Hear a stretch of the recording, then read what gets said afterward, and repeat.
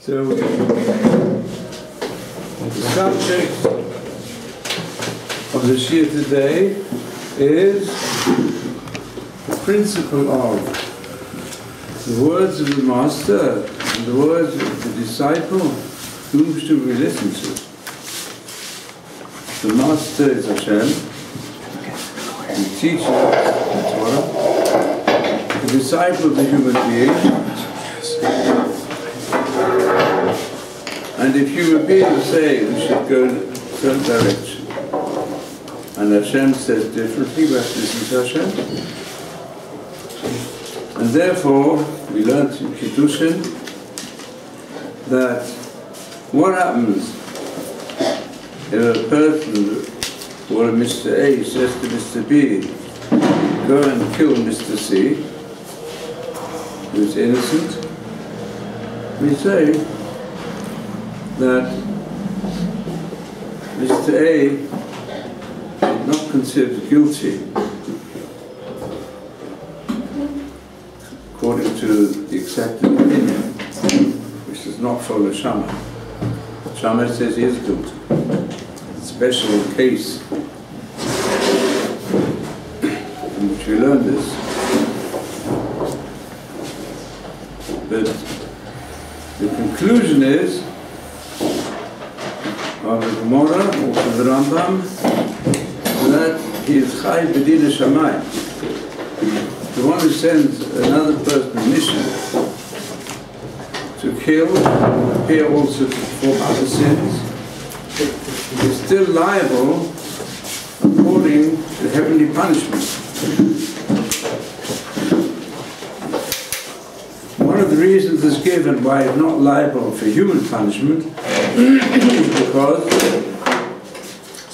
the person who sends somebody else to do something criminal, and you expect the other person not to be a criminal, as according to views, then it says you shouldn't listen to me, you should listen to Hashem. If he knew that what he was doing was a crime, at least.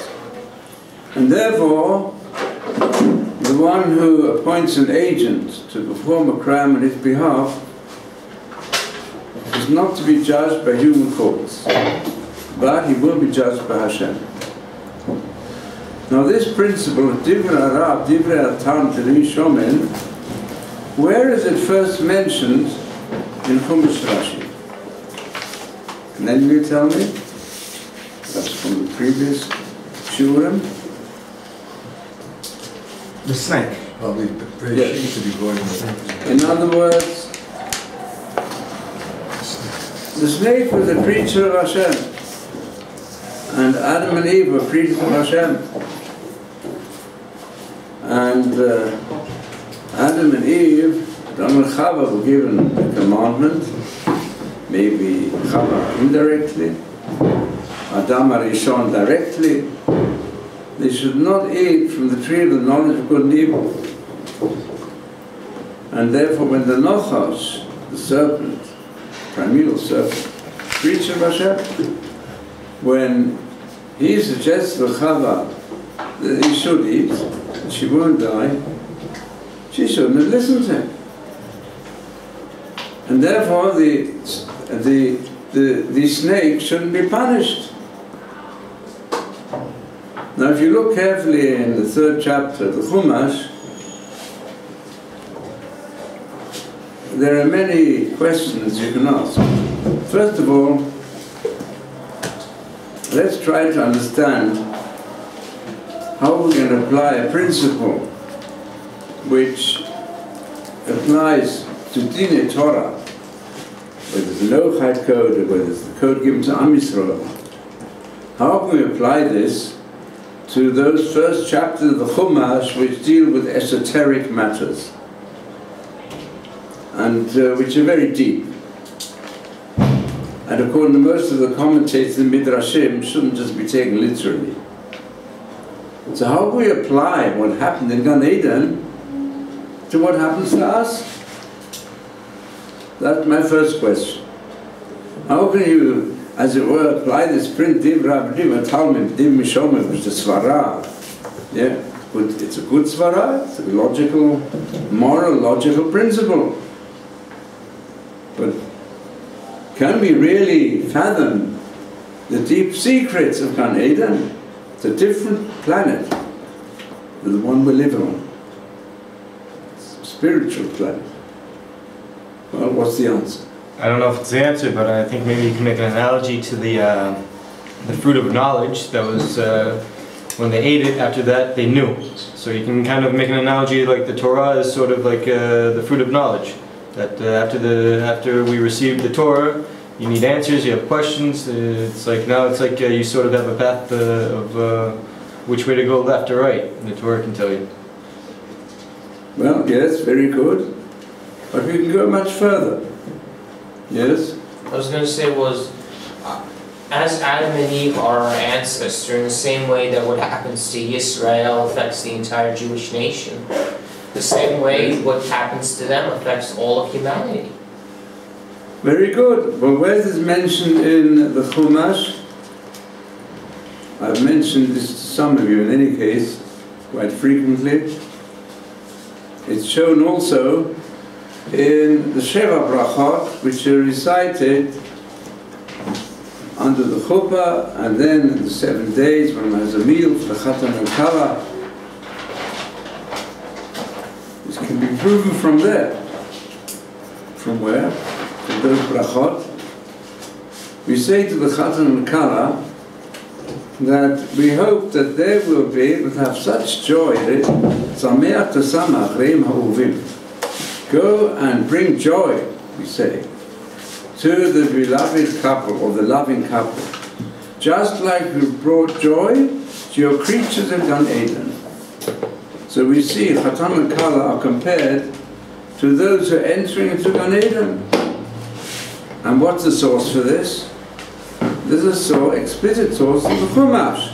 The Chumash says, describes the creation of Adam and Chava, and then it says, Al-Kein Yazov Ish et Aviv v'Timo v'Davak v'Ishto v'Yilu Basar Echad.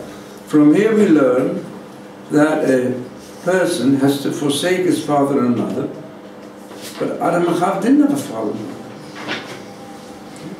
So a person has to forsake his father and mother, that means today, and cling to his wife. And for they will learn the halacha, Davak b'Ishto v'lo b'Eish l'chavero. This is a commandment to all mankind. Once you get married, you should cling to your wife and not commit adultery. So we see the verse itself teaches us that you're not allowed to commit adultery, all human beings. It's learned from Adam and Chava. More than that, it teaches us if you want to have a good marriage, you've got to break the apron strings that cuts children, that ties children to their parents too much. They find it difficult to get married, or they find difficult in marriage, because they're not able to start becoming independent enough to say, I've learned a lot from my parents, received from them, but now comes a time when I have to establish, both to some extent, the Chatan and the Kala, our future. And to start anew. In fact, we are half a soul each, and we've got to make a complete neshama together.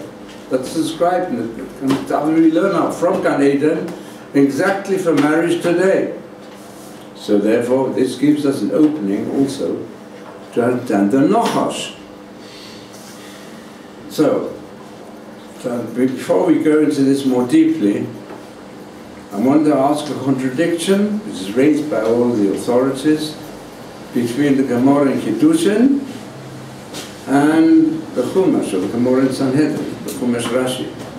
Because Rashi says that if you look in the text, when Hashem was asking, he asked the serpent, why did you do this evil? He didn't even ask, you see, but he did. He punished the serpent, he punished Adam, he punished Chava. So, when he spoke to Adam, he asked Adam, why did you go against my commandment? So what did Adam answer? Blamed Chava. The name of the game is to blame. Yeah?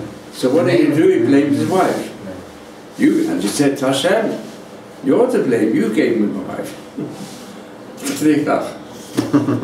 So then, all right, so then Hashem asked the wife, asked Chava, why did you do it? So who did she blame? Blame the snake. Blamed The serpent. the serpent. And what about the serpent? Did he ask the serpent any questions? Yeah. No, he didn't even let the serpent speak. He said to the serpent, because you did this, therefore you lose your power of speech. You're never able to speak. Yeah. And you'll go on your belly. He cursed the Nachash. But he didn't give the chance to Nachash to speak. Why not?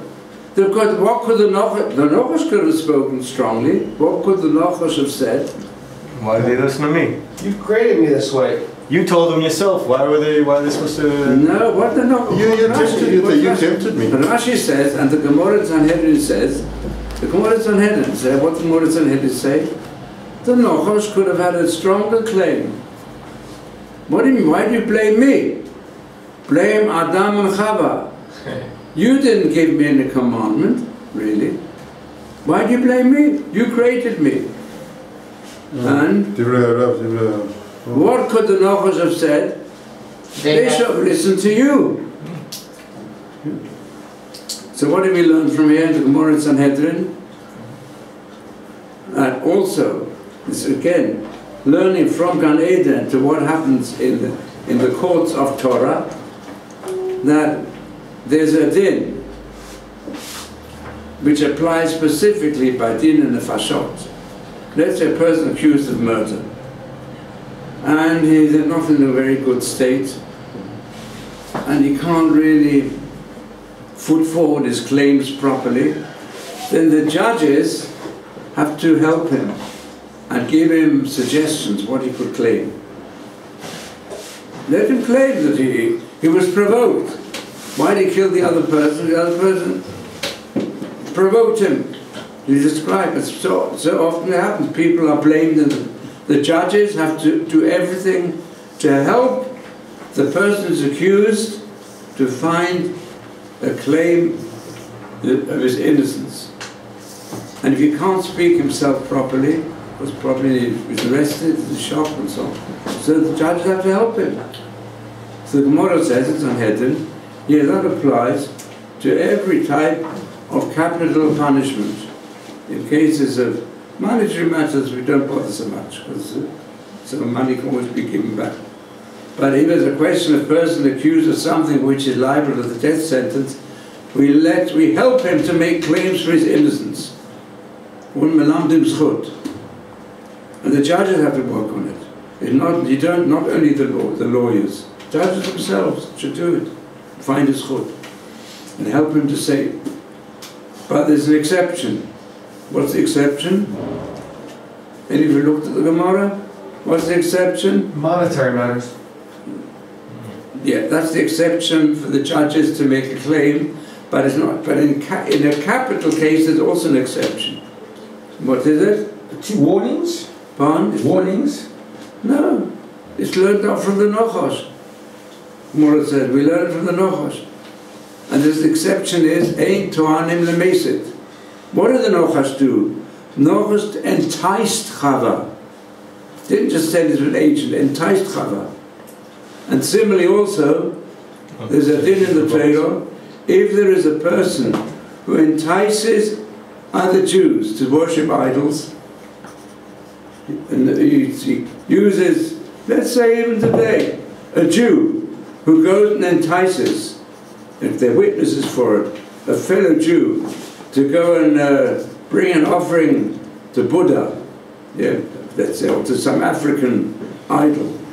Or some would even say to go and do a religious mass or something of that nature and worship the statue of the founder of Christianity and bow down to him. It would be proof that the person enticing Jews all to do it. Well, there, we don't help him to make claims. Afterwards, he can also claim. What could he claim? What could he claim? That they should have listened not to Yeah, him. they should listen to me. If I've started believing in this and that idol. Therefore I worship the idol. And I've tried to get others to do it. But the others are Jews, and they believe in Hashem, so why bring a claim against me? So from here we learn out from the Nachash, Hashem also didn't make any claim, didn't allow like judges are supposed to make in the case of capital punishment to the Nachash. And Rashi says, because what could the Nachash have claimed? Why should Adam and Eve listen to me? Why should human beings listen to me? I am an idolater. I tried to entice the Jews to worship idols, but you, Hashem, can't blame me for it. Yeah? Because after all, if they believe you're the master of everything, they should listen to you, not to me. So that's the Gemara. So everyone asks, what kasha, now I want you to see, what basic question is there? Is a basic contradiction between the Gemara in Kiddushin and this Gemara in Sanhedrin, the Chumash Rashi. Yes? In the previous Gemara, if you use somebody as an agent for a capital crime, you're not to be judged in a human court, right? That's right. But so, here he's being judged in a human court. Why human court? You haven't got. Where was the human court?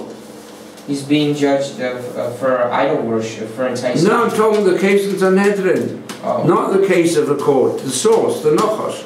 There's a contradiction between the case of the Nachash and the case in our Gemara and Kiddushin. What's the difference? What was the snake punished? Huh? Why was he punished? Shouldn't have been punished. What was the who brought punishment? Hashem didn't. What punishment was it? Was it Dine Adam or Dine Shamayim? Dine Adam. Yeah, but Adam, why did Adam and Eve Dine Adam? Where was the court? The judges try to help. Where was the court? The judges try to help the accused. Who was the judge following the way of the Torah? Who gave the punishment? Who was it? Hashem. Hashem gave the punishment. That's called Dine Shamayim. The punishment to Adam and Chava and was Dine Shamayim. So the din is that Eshel Dvaravim, because we say Dvrim Atlamid Shomim, therefore the Mishaleach is not Chayiv. It means not Chayiv through human court. But in the case of Adam and Chava, it was a divine court. And divine court is Chayiv. It's all agreed. In other words, the case where we have, which exists today also so frequently, there was a question now, the Court of Hague and some of these courts. So, and there are plenty of people who are involved in actual killings, and other people who gave the orders to kill, and made even the enticement to kill. So, the din is, by Dine Shamayim, they're all chayiv according to modern Kiddushin. So therefore, you can't make the claim, if it's a question, make a claim against Hashem. And by the Nachash, would be a claim against Hashem. So how can the Lord prove in Sanhedrin the whole matter of Ein Torah and Nemesis? Well, if you followed so far, so you can give any of you give an answer? Basic contradiction between the two Talmudical passages. You know, that's someone who has someone to burn down someone's house? Someone who sends someone to burn down someone's house? Is that what you mean? Yeah. So the Honor Vilna says the whole din of being Chai B'din Shamayim in the conclusion of the Gemara is in the case of murder, case of killing, but not apply in other instances. And here it wasn't a question of killing, it wasn't a question of murder, a question of enticement to transgress the prohibition of Hashem not to eat from the tree of the knowledge of good and evil. That's one answer. Another answer is, when do we say that there is a din when you can say Dibra Dibra Talmid Dibra Shomim, and then that there is a punishment of Din Shomayim. That is in a case where a person makes someone as an agent to fulfill something for himself. But in the case of the Nachash itself didn't really have benefit. He just said, the Nachash just said to Eve, then went over to Chava, for your own sake, go and eat and enjoy. In any case, let's go more deeply into the whole question, which applies to all of us to some extent. If we're now going to apply, as we see from these discussions in the Gemara, which have all these halachic ramifications, we're going to try and reconcile the different sources, but let's go into it a bit more thoroughly. Because, as children, okay, we all know the story of Adam and Eve, but now we're all in an early or later part of adolescence or maturity, so let's try to understand this more deeply. My first question is, on this whole passage, since we're going to apply Gan Eden to us today, so we were expressed also marriage has something to do with it.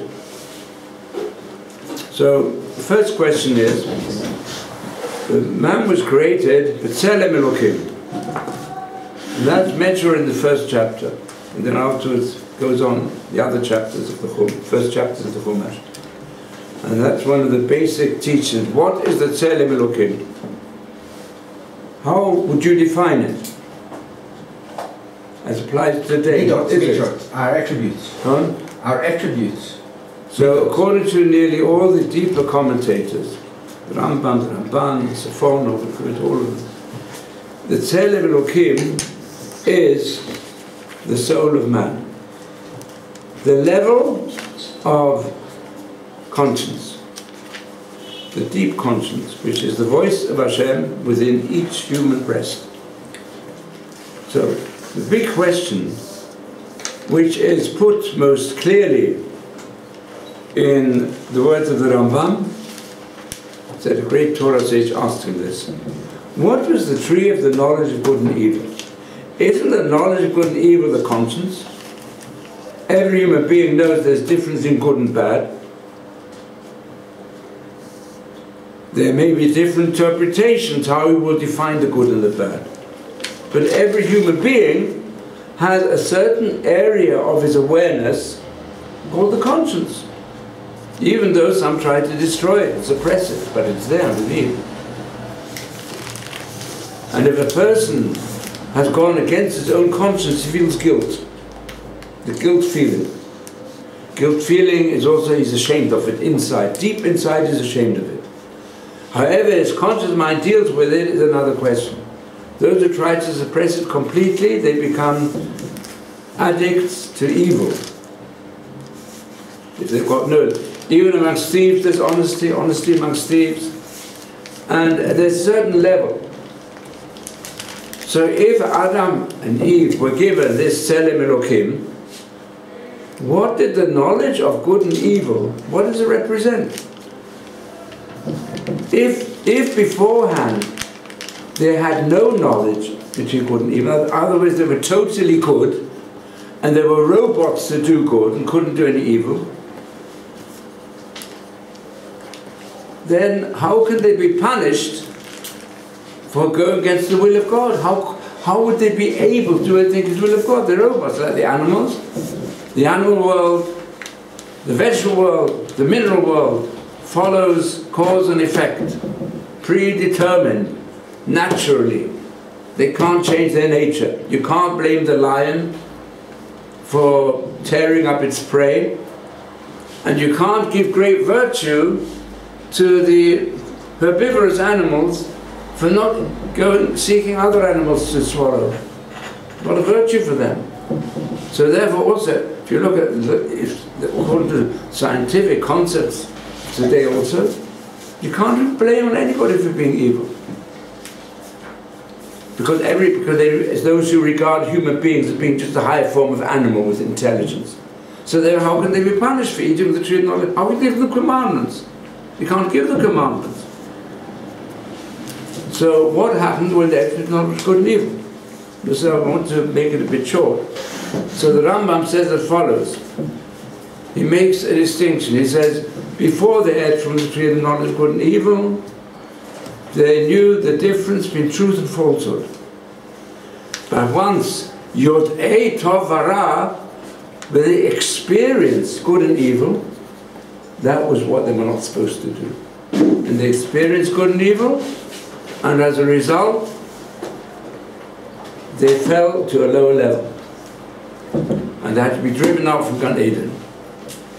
Which brings us to the present day level of the human being. Now, can anybody explain what does it mean, truth and falsehood? Does it mean truth and falsehood? They're able to have the 1 and 1 equals to 2. Yeah? Or they could prove or disprove the relativity theory. What does it mean, truth? What does Rambam mean when he says truth and falsehood? So, can anybody explain it? So I'll explain it by the following. Following here the Zohar, and the Vilna Gaon, and the Ramban, and the Bechaya. They're like this. I think the Rambam puts it most clearly, and the Zohar puts it in the following way. What is the Nochash, first of all? How do you identify the Nochash today? Yaitza. Nachash, it says the Midrash, Hu ha-Yetzara, Hu ha-Malach ha-Mavet, Hu ha-Satan. The Nochash represents evil, the power of evil, in different ways. There's evil in man, the evil powers outside man.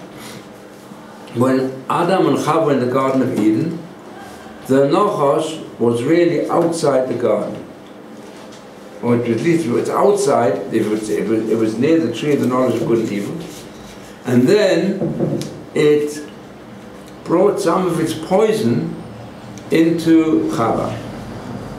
So this is how it's described.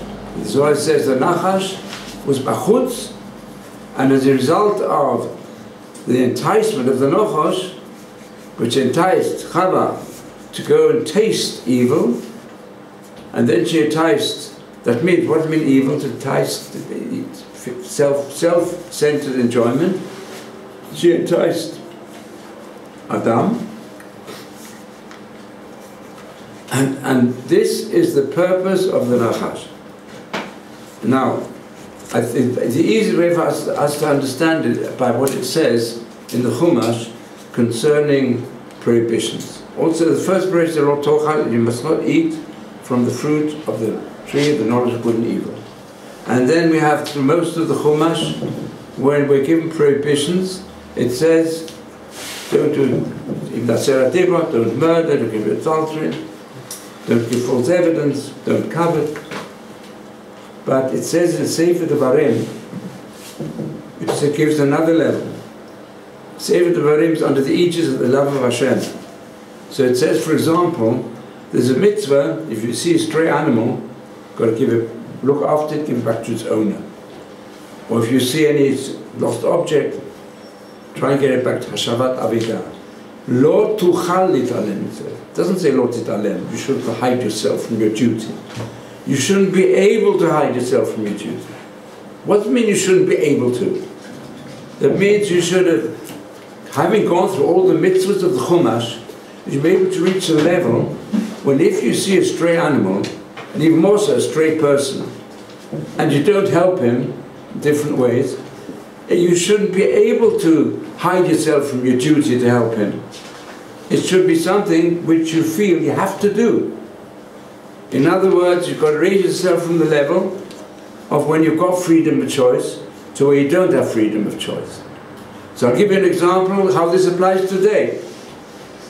We know there are people who, from youth upwards, they are told that it's unfortunately that it's a great duty today, even the duty to Hashem, Chas v'shalom, should be such a duty, to go and kill others who are innocent, to kill themselves, to kill others, and they are brain contaminated, and most of them, they are robots in the hands of evil people.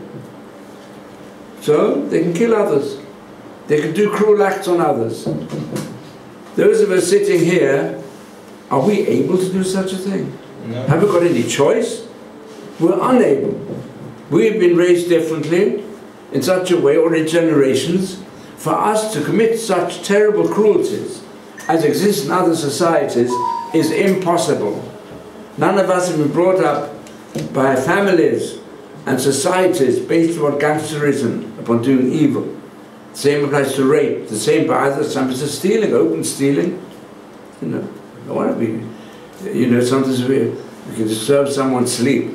Okay, that's not to take an extra portion. But open stealing, to go and steal other people's what? We've been inhibited against it. We couldn't do so. Certainly, all of us are inhibited against lunatic acts of idolatry, which are done in other societies, and they think this is a great virtue. So in other words, we have been inhibited. So there are certain areas in life where we can't do wrong. There are other areas where each one has his weak points and where he's got a battle. It's only where there's a battling point you've got real freedom. But in other things we don't have freedom. Some of us, you know, some of us, we don't have much of a choice anymore of waking up in the morning, because we've got so used to waking up at a certain hour that even if there's no alarm, we wake up automatically. So we don't have, it's no longer an act of true freedom. So therefore, this is the situation with us today as well. The Yetzer Hara works in this fashion. Adam and Chava, before they sinned, they were not able to sin, because they were so much in feeling in complete love with their own environment and with one another and with Hashem, who spoke with them openly. They were on such a high level, they could not do evil, not able to do so. They knew the truth and falsehood. They knew that, like today, I'll give an example. When I gave a talk in university at the time when they asked me to speak about drug addiction, so many drug addicts around. So when I spoke at all the evils it produces, they asked me, why don't you take drugs and try it out and then talk? I said, I just have to see the drug addicts, young people who look old and wrinkled and whose arm is filled with syringe remnants and goes around with a tin swapping the cars. I want to try it out. It's so grotesque, it's so ugly. But what happens? A person's enticed by someone, try it out. Come to a trance party and see, have a high. Go on a trip. It's a free sample, it's free. That's right. Oh, Once you try it, that's dangerous. You try it out, then you get hooked on it. Yeah, and then you get addict. And never the addicts, there have been instances here in our area a few years ago. There was a boy from Yeshiva, and he took drugs. He took them more and more, became a terrible drug addict. And as he died, he was going to die from it. And before he died, he told all his friends, please, let's make a society against drugs. And he's taken an example of what's happened to me. A very sad case, terrible case. So people kill themselves. They ruin their brains, they ruin their life, they ruin their family. We need to experiment. Once you experiment, that's it. So Adam and Chava, they were given a commandment. Don't experiment. You're on the highest level in Gan Eden. Don't experiment with these things. And this is the dream of the future world. That the human being will reach the level when you stop experimenting with things that destroy yourself. So I want to bring you here a comment which is so deep and which fits in so well with understanding the whole subject. Because we see it has something to do with nakedness. Because before the sin, they had open body. So the commentator already said, the Ramban says, for them, yes, they're engaged in in sexual life, but it was not different to putting on tefillin, for doing another mitzvah, or eating the fruits, all the permitted fruits. So let's see, I'm going to give you now one of the great, very great Gaonim, the Kli Chemda. He says like this. Rashi says, when they felt that they were naked after the sin. What do you mean they saw they were naked? They didn't know they were naked beforehand. They were naked beforehand as well. There's also the Midrashic interpretation, what happened to them, because before they sinned, their whole body was covered with transparent nail material. And their soul shone through. The light which exists inside it shone outward. Like today as well, you know, today with instruments, they do through ultraviolet radiation, one is able to find out what is the halo that surrounds the human body.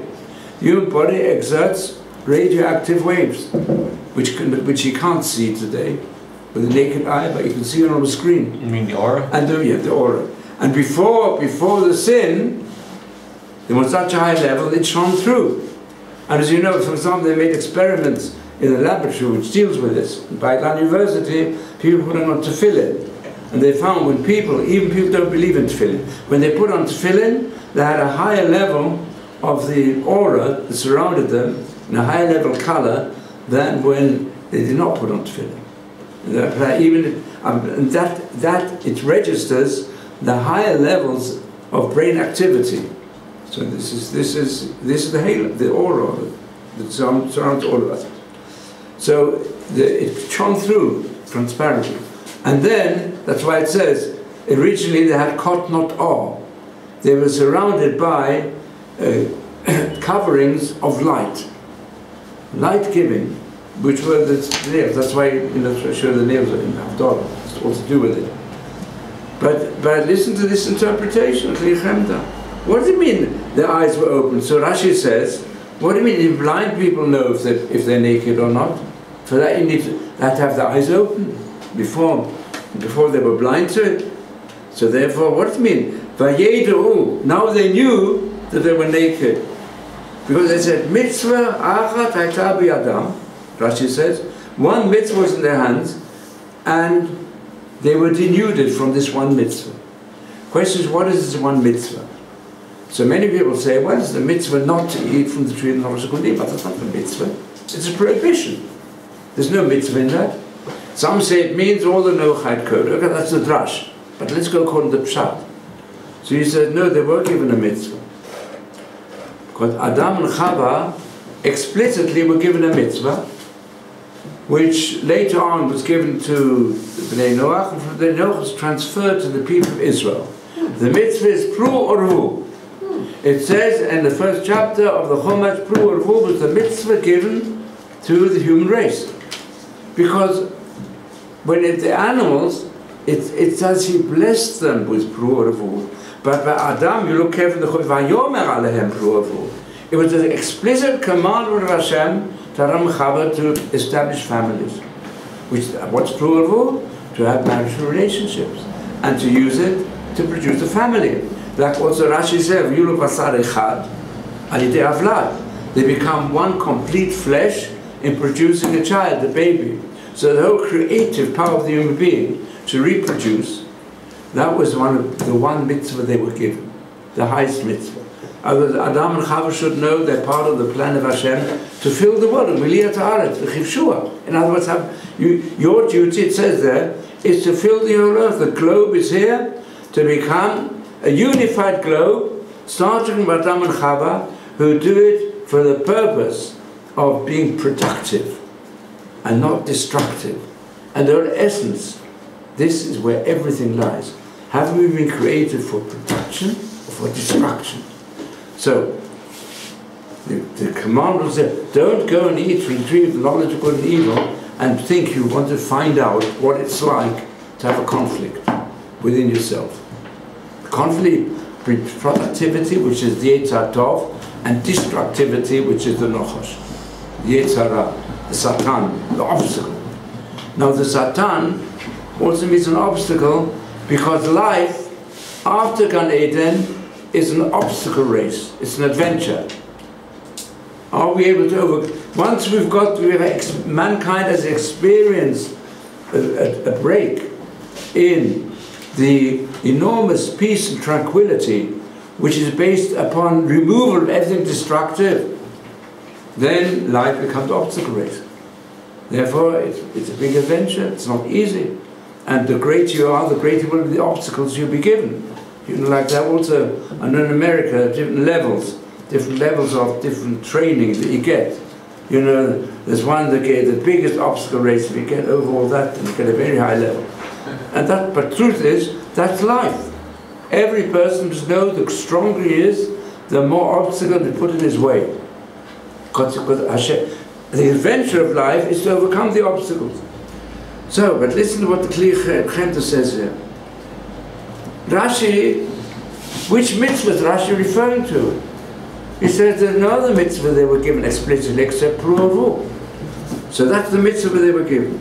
And they had to treat Pruavu naked. The body is holy. And the most holy place is the most constructive place whereby you can reproduce. And Hashem has also made it to be the greatest source of happiness and pleasure. Hashem has given us that. That's why it says Shir Hashirim, which deals with love. It says all emotions of the human being are holy, have dedicated holiness, and Shir Hashirim Kodesh Kodashim. Shir Hashirim is the most holy, and it speaks about the great power of love. And even you say today, everybody knows, love is not something which just comes from below, it comes from above. It's called the flame of God. It's the highest level. But love easily is transformed into lust. The higher it is, the lower it can become if you don't do it with what Hashem has in mind. You're going to be dedicated to Hashem. But Hashem has given us up in love. So this is how he says it. He says, it would appear that although all the mitzvot of Bnei Noach, except the one to set up justice in order to judge all cases, and the rest, others are all negative. And through Avu they were commanded originally, that was then transferred to Israel. Now eating from the tree of the knowledge is also a negative prohibition, not a mitzvah. Therefore Rashi really is referring to Avu. And that's why before the sin of the golden calf they weren't ashamed.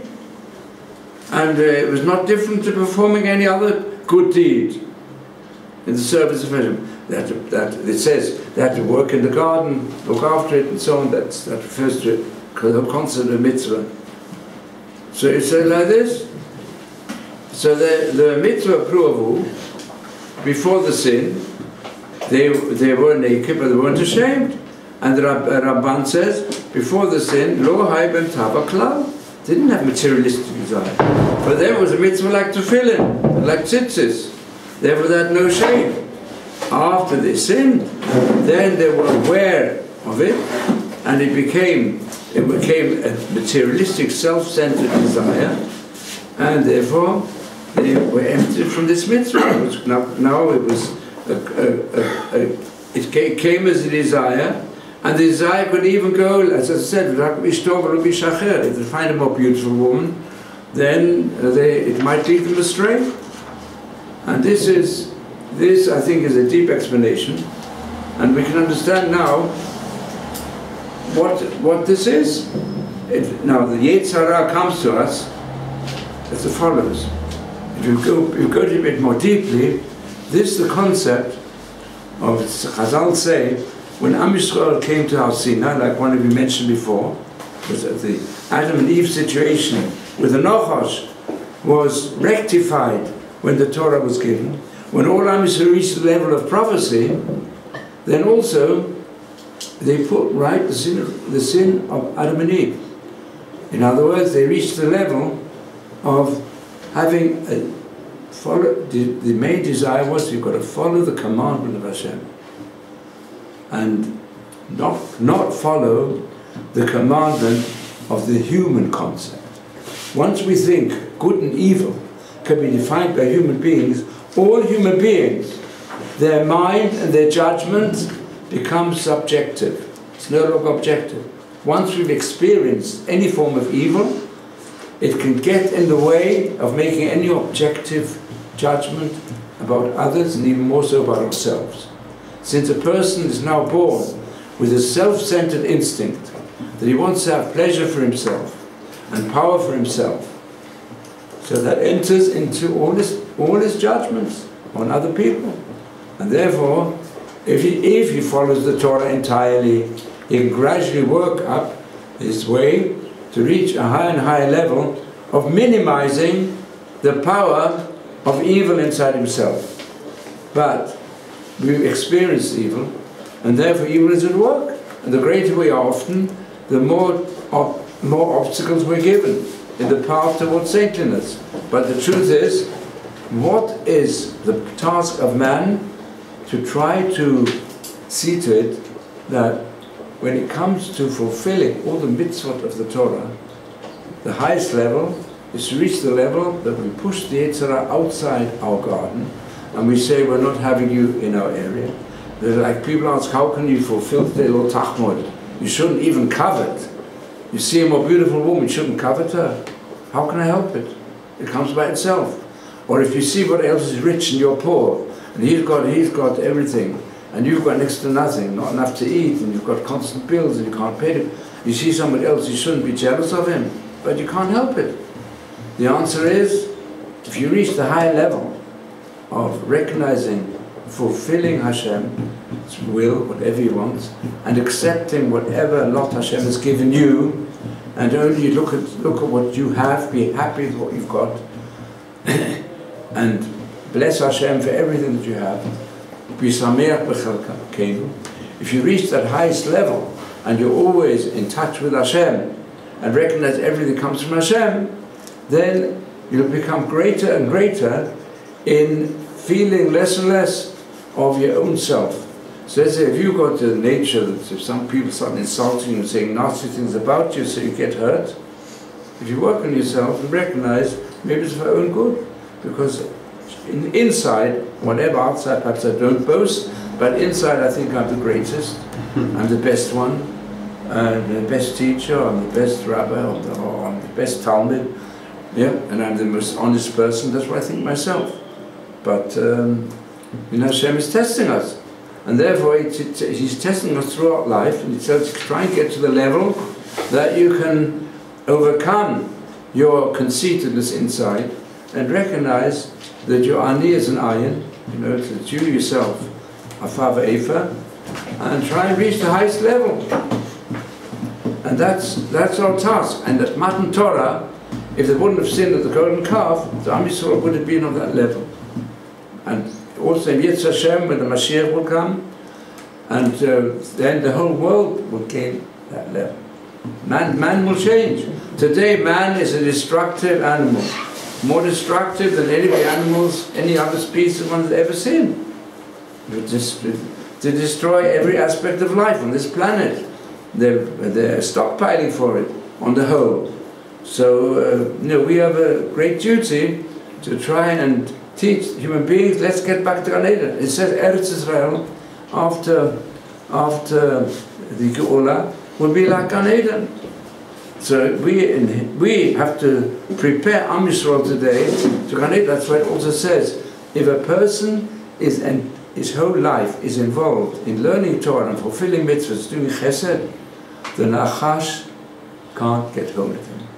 Then Atach Ven Akev, you can tread him on his head. And the Nachash, what do you mean? You use the Nachash. Say, you've got to use love Hashem with your Yetzirah. The Nachash will become your partner. Nachash gives physical energy, different ways, and gives your instincts, your instinctive life, enormous power to come nearer to Hashem, to come nearer to. In fact, I only thought of this in Tefillah a short time ago, that in English we speak about God. That means the definition of God is goodness. So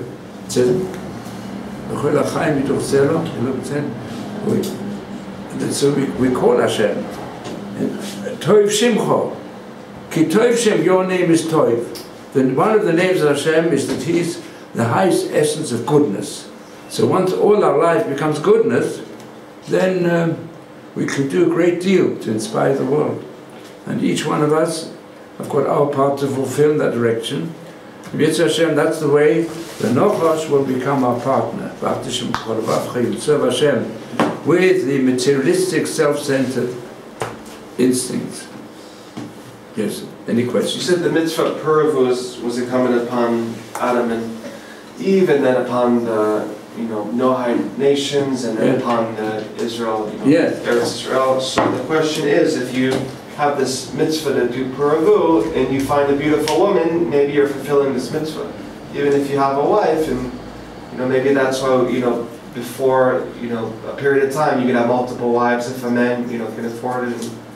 Isn't it in conflict, these two things? Well, it would appear the ideal is, as we see from many sources, to have one wife. Monogamy is still the ideal. In certain situations in which polygamy was permissible, but today it's not. Today it's not permitted according to Jewish law. It's a cherem. There's divine, there's a divine providence over the survival of the body of the people of Israel, as we see constantly. Although we've got so many enemies and so many destructive powers that wish to exterminate every Jew, it's going on today as well, but Hashem looks after us. Similarly, there's also a special providence over the halachic development according to the categories of the halacha. You find this, it's already mentioned in the Chumash. The Chumash says, if any doubts arise in the future, in the 70th chapter of Dvarim, then you have to go to the wisest people. When there's Sanhedrin, when there isn't, you go to the greatest saints and scholars, and the two things go together always. There have got to be saints and scholars, who are leaders, spiritual leaders of the core of the Jewish people, is still keeping up the oral tradition, and they will make decisions that apply to the time. So, you see, so today, they made a decision it's forbidden to go on the Temple Mount, except for security purposes. That's the definite decision. Today there's no Sanhedrin, but today, as the greatest scholars have declared in every generation, we have also today the consent of the greatest scholars is that it's forbidden for Jews to have more than Jews, got to be monogamy, and no other way. And also, it's forbidden, for example, that you'd have capital punishment. Because this is, in the time of Yeshua, things were different. Warfare is also in different times, different situations. So or at the time of Yeshua, there was even a commandment to go and annihilate the corrupt and wicked Canaanites. But then shortly after the second Beit HaMikdash, there was no such commandment anymore. So this is, in former times, an idolater who would have been given a severe punishment. Today, if somebody is a Jew, let's say, an idolater, we would send him to a psychiatric institution. We'd say, don't give me punishments. Yeah. Give him today the biochemical means to stop unfortunate situations that arise with people.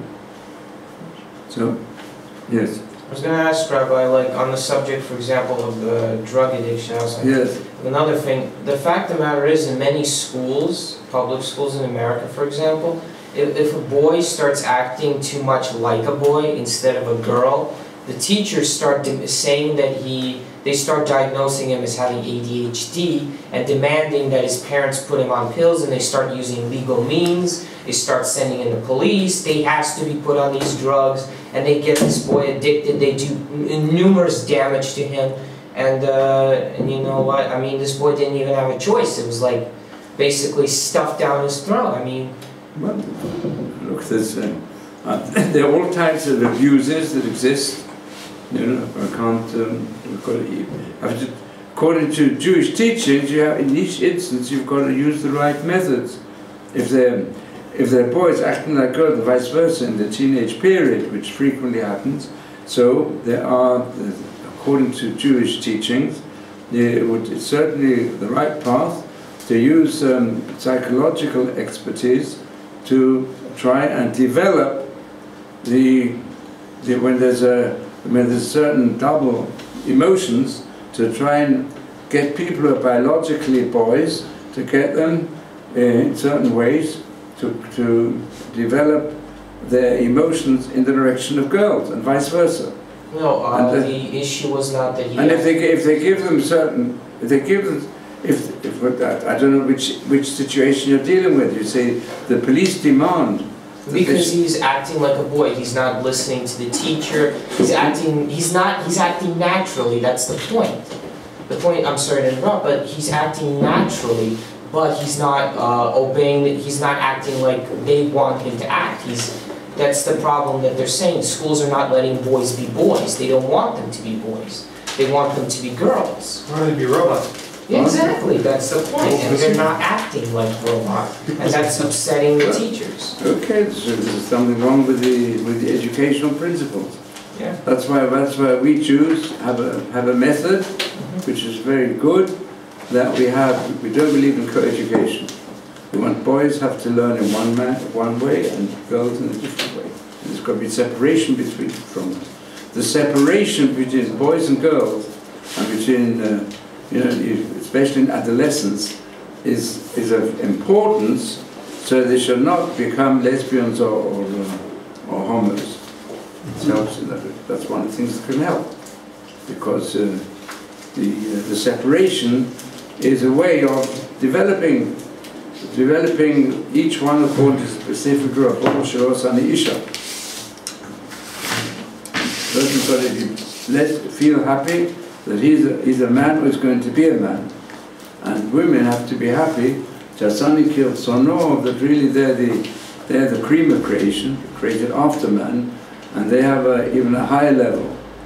The concept of them not having to fulfill all the concrete mitzvot is because they have an inner connection which is more passive with Hashem in their nature, preparing for wifehood and motherhood. Or if that for some reason not possible, to prepare them for a life where the central power is chesed. Well, a man's got to develop gevura. Anyways, I'm sure I've given all you a lot of food for thought. And if you think carefully, there's a close connection with this explanation developed especially by Rav Hirsch with the mitzvah of tzitzis. It's very interesting, the concept of a beggar, because it's clear a garment is significant. Thank you.